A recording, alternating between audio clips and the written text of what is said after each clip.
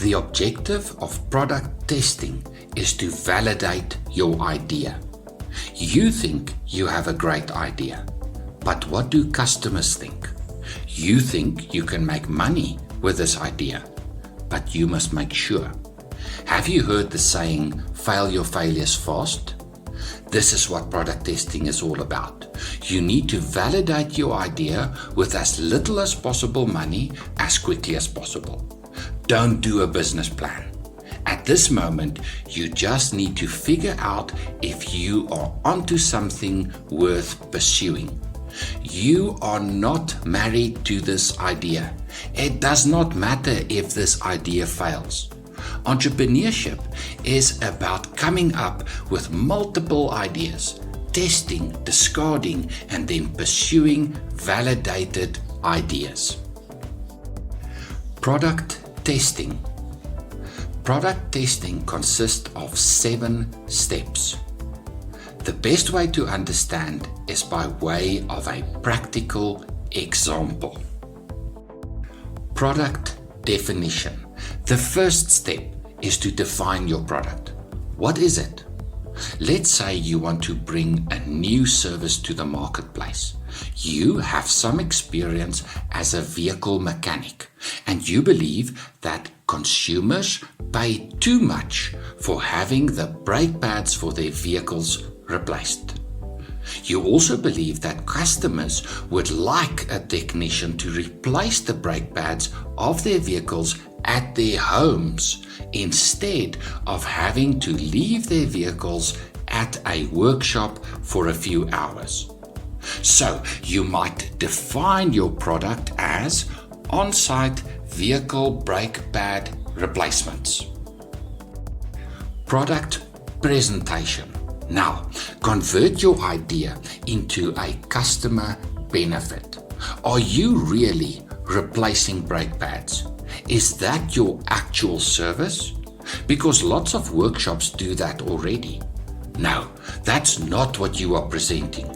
You offer a new customer experience where the customer is saved the trouble of having to take their vehicle to a workshop, leave the vehicle there and return a few hours later to pick up their vehicle.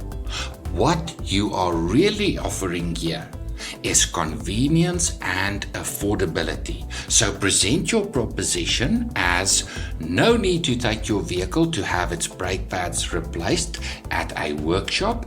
We will come to your premises and replace the brake pads there, saving you time and effort. Overcoming objections. Take a step back and imagine you are a cynical old so-and-so. And some guy presents you with this proposition. How would you go about raining on their parade? What would your objections be to their proposition? I don't know you. How can I trust you? I only use original equipment, manufactured parts. I don't like strangers coming to my home. How would you overcome these objections?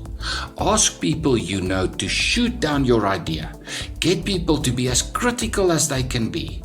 How will you overcome these objections? Barriers to entry. What are the barriers to entry? What would stop you from entering this market? Are there regulatory hurdles that you must jump over? Must you register as a vehicle mechanic to provide this service? What laws impact you? Newer vehicles are still under warranty. Would those warranties be impacted if the vehicle owner uses you instead of the dealership? What about vehicle insurance? How would customer insurance claims be affected if you provided the services in place of a dealership? Can you procure the brake pads and consumables from suppliers at a good price? What about the availability of stock? Do you have competitors offering the same or similar services? What gives them a competitive advantage over you? How will you compete? Do a quick calculation.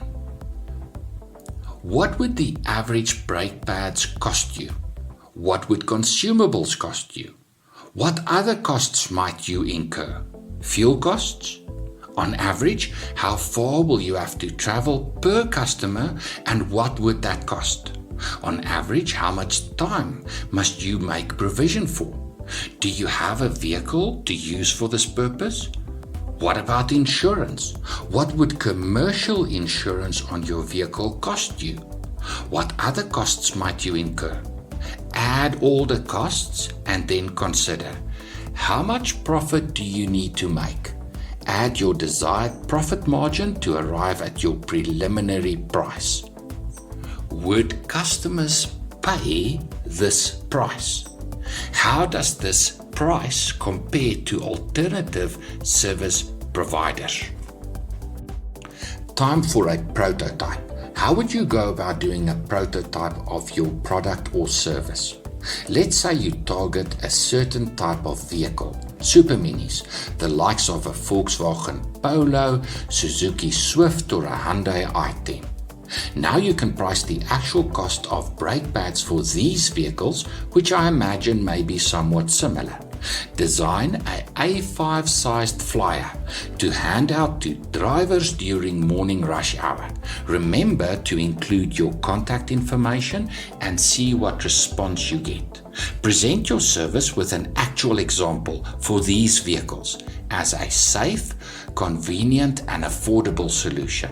How many flyers would need to be handed out to get a good idea of what consumers think of your proposition? Could you do a similar mail shot using email, WhatsApp, or other social media platforms?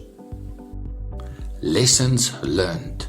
Let's say you hand out 1,000 flyers and 5 prospective customers respond. Of the 5 customers, 3 agree to use your service. You do the work and hopefully the customers pay. What have you learned? Earlier, you estimated the costs of providing the service, but now you have completed work for 3 customers.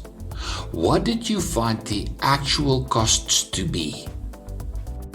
What problems did you encounter? Customers might not have cash to pay and want to use alternative payment methods like paying with a bank card. At one of the premises, you struggled to gain access. What can you do about this?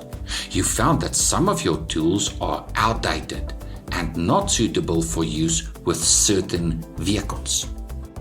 Now you must look at the actual profit you made.